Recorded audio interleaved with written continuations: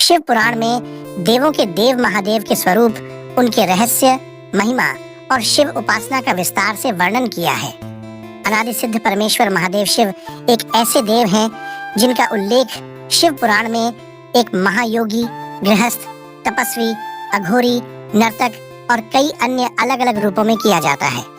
आमतौर पर पूरी दुनिया में लोग जिसे भी दैवीय या दिव्य मानते हैं, उसका वर्णन हमेशा अच्छे रूप में ही करते हैं। यदि आप शिव पुराण पढ़ रहे हैं तो आपको उसमें कहीं भी शिव का उल्लेख अच्छे या बुरे के तौर पर नहीं मिलेगा। उनका जिक्र सुंदर मूर्ति के तौर पर हुआ है, जिसका मतलब सबसे सुंदर है। शिव सबसे सुंदर हैं तो बदसूरत भी। यदि वे सबसे बड़े योगी व तपस्वी हैं तो सबसे बड़े गृहस्थ भी। वे अनुशासित हैं तो अनुशासन तो ढाते भी हैं। वे महान नर्तक हैं तो पूर्णतः स्थिर भी। इस दुनिया में देवता, दानव, राक्षस सहित हर तरह के प्राणी उनकी उपासना करते हैं। शिव के बारे में तमाम ऐसी कहानियां भी हैं जो कम प्रचलित हैं, पर जिनमें शिव का सार निहित है। 1. शिव को महायोगी कहा जाता था क्योंकि उन्होंने ब्रह्मांड की भलाई के लिए घंटों ध्यान लगाया था। इस प्रकार इस तथ्य को उजागर करते हुए कि आप तनावपूर्ण स्थिति में शांत रहकर ही आधी लड़ाई जीत सकते हैं। किसी समस्या को हल करने के लिए यह वास्तव में सबसे अच्छी रणनीति है। 2. शिव जी का एक रूप उनका अर्धनारीश्वर रूप है, जिसमें एक आधा हिस्सा शिव जी का तो आधा हिस्सा पार्वती, जो कि उनकी पत्नी है का है। यह शिव जी की पत्नी प्रेम, आदर एवं महत्व को दर्शाता है। 3. एक कथा में शिव ने मृत शरीर पर बैठकर अघोरियों की तरह साधना की है। एक अघोरी के लिए जिंदा और मरे हुए शरीर में कोई अंतर नहीं होता।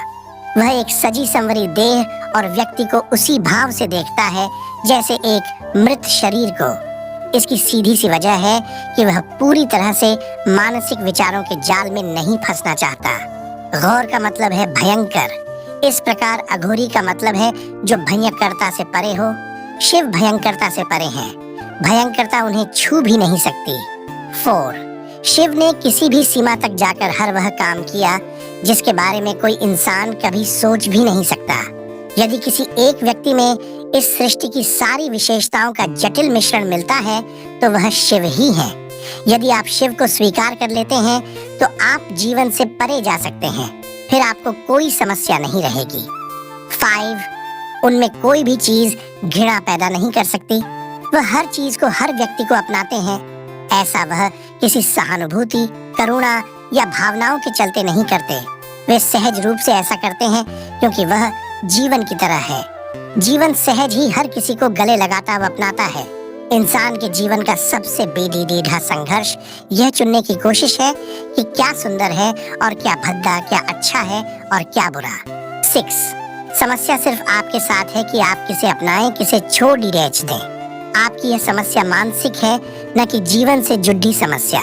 यहाँ तक कि यदि आपका दुश्मन भी आपके बगल में बैठा है तो आपके भीतर मौजूद जीवन को उससे भी कोई दिक्कत नहीं होगी। आपका दुश्मन जो सांस छोड़ देता है उसे आप लेते हैं। आपके दोस्त द्वारा छोड़ दी गई सांसें आपके दुश्मन द्वारा छोड़ दी गई सांसों के समान ही होती हैं। दिक्कत सिर्फ मानसिक स्तर पर है, लेकिन यदि अस्तित्व के स्तर पर देखा जाए तो इसमें कोई समस्या नहीं है। 7. शिव पुराण के अनुसार शिव जी की वेशभूषा केवल त्रिशूल और डमरू से लिए। भगवान शिव हमेशा धन से दूर रहे, जबकि शिव जी से धनी कौन होगा।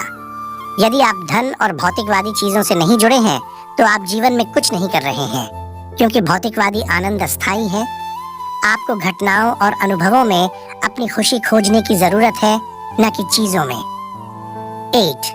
कहा जाता है शिव जी ने अपने अहंकार को बनाए रखने के लिए अपने त्रिशूल को धारण किया, पर कभी भी उन्होंने अपने अहंकार को अपने से बाइडेढ़ा नहीं होने दिया और न ही किसी और के अहंकार को सहन किया। आपका अहंकार ही है जो आपको सफल होने से रोकता है। भले ही अहंकार रखो, लेकिन कभी भी उसे अपने ऊपर हावी मत होने दो। तो कैसी लगी भगवान महादेव की जीवनी? अच्छी लगी हो तो भगवान महादेव के लिए इस वीडियो को लाइक कर दीजिए, और भगवान भोलेनाथ के भक्त हैं तो चैनल को सब्सक्राइब कर ले।